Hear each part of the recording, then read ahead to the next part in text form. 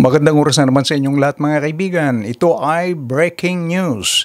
Inilabas ng 2nd Division ang kanilang desisyon at nagpasya na kansilahin ang registration ng Duterte Youth Party List. Ipinahayag ni COMELEC Chairman George Garcia na ang resolusyon sa pagpapakansila ng registration ng Duterte Youth ay dahil sa botong 2-1.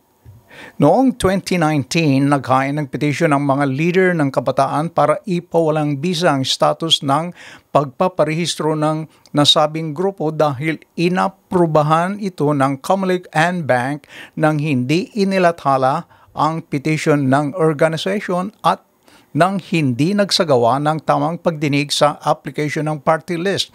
Ito ay labag sa procedures sa ilalim ng Party List System Act. Ipinaliwanag ni Chairman Garcia na ang decision ay hindi pa rin final and executory dahil maaaring maghain ng motion for reconsideration ang party list organization sa loob ng 5 days.